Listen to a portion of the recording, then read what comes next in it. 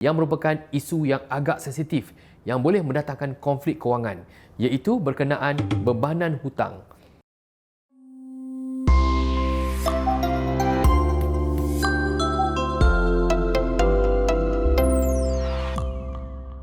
Assalamualaikum dan apa khabar semua? Mudah-mudahan anda semua dalam keadaan sihat. Sekali lagi, selamat datang ke siri ilmu pelaburan patuh syariah yang dibawakan oleh Bursa Malaysia dan V-College sebagai content partner. Dalam video kali ini, saya ingin menyentuh mengenai satu topik yang merupakan isu yang agak sensitif yang boleh mendatangkan konflik kewangan, iaitu berkenaan bebanan hutang. Jadi bagi menerangkan topik ini, mari kita sama-sama mendengar kisah mengenai bahayanya apabila mempunyai bebanan hutang ini. Jom kita mulakan.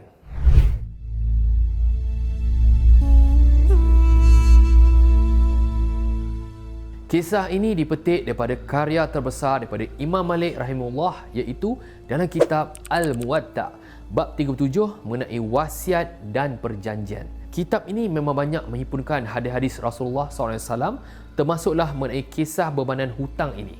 Kisah ini diriwayatkan daripada Umar ibnu Abdul Ar-Rahman ibnu Dalaf Al-Muzani bahawa ada seorang pemuda daripada pihak Junaiha ini merupakan seorang saudagar unta dan nama pemuda ini adalah Al-Usaifi.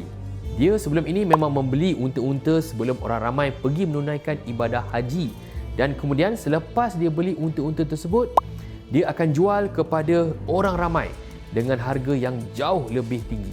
Tetapi malangnya, dia juga membiayai hutang yang terlampau banyak yang menyebabkan dirinya muflis. Jadi untuk menyelesaikan kes ini, Saidina Umar ketika itu menjadi hakim dalam menangani masalah tersebut, dan setelah beliau sendiri pun melihat situasi tersebut, kemudiannya Saidina Umar Al-Khattab pun berkata kepada semua orang, "Wahai manusia sekalian, sesungguhnya Al-Usaifi dari pihak Junaiha ini telah berpuas hati dengan keimanannya dan kepercayaan kerana dia telah menunaikan ibadah haji jauh lebih awal daripada orang lain. Tetapi dia telah mengambil bebanan hutang yang banyak yang menyebabkan dirinya tak mampu untuk membayarnya balik. Maka segala hartanya akan dijadikan sebagai jaminan. Jadi kepada sesiapa yang ingin menuntut hutang daripadanya, silalah datang kepada kami pada hari esok dan kami akan berikan hartanya kepada pemberi hutang tersebut sesuai dengan jumlah dia berhutang.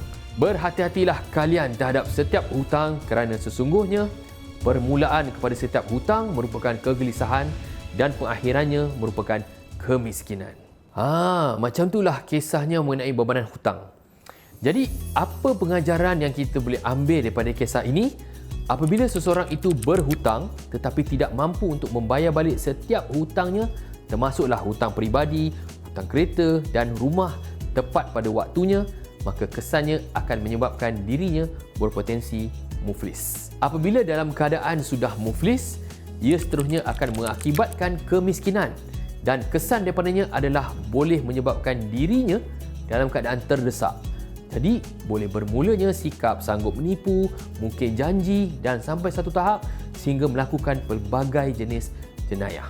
Ya, kadang-kadang ia bermula daripada jenayah kecil hinggalah hari demi hari tabiat tersebut boleh mendorong melakukan jenayah yang lebih besar. Jadi, perkara seperti ini sebenarnya akan mendatangkan kesan negatif dan kesusahan kepada kedua-dua ibu bapa, keluarga serta orang-orang lain. Malah kita semua perlu faham, bebanan hutang yang terlalu banyak boleh memberikan impak buruk kepada mental dan spiritual seseorang itu. Oleh sebab itu, hutang sebenarnya adalah satu kemudahan dan ia sebenarnya hanyalah sebagai pilihan. Sebaik-baiknya apabila menggunakan kemudahan hutang tersebut, pastikan hutang yang diambil itu mengikut kemampuan dan dapat dibayar balik supaya dapat elakkan diri daripada menjadi hamba hutang. Okey, untuk kaitkan bebanan hutang dalam dunia pelaburan, memang kita boleh lihat bahawa ketika menghadapi krisis, jelas menunjukkan memang terdapat syarikat-syarikat tersenarai yang menghadapi masalah bebanan hutang yang tinggi. Kesan hutang yang tinggi ini akan mengakibatkan keuntungan syarikat terjejas kerana perlu membayar balik kos hutang yang tinggi. Manakala ada juga setengah syarikat terpaksa menghadapi kerugian yang lebih tinggi kerana penambahan hutang dan seterusnya tak mampu untuk bayar hutang dan kos hutang mereka. Jadi, apa yang syarikat sebegini terpaksa lakukan untuk menambung bebanan hutang tersebut? Antaranya terpaksa memberhentikan ramai pekerja dan ada terpaksa jual aset mereka, malah ada yang meminta bantuan daripada kerajaan dan ada yang terpaksa menutup operasi. Jadi bila perkara tersebut terjadi, pelabur-pelabur yang telah melabur dalam syarikat sebegitu sememangnya mempunyai risiko untuk penurunan atau kehilangan duit pelaburan mereka. Oleh sebab tu, sebelum melabur dalam sebuah syarikat, jangan sesekali menyangka bahawa dengan jenama syarikat yang popular, bermaksud kewangannya pun bagus.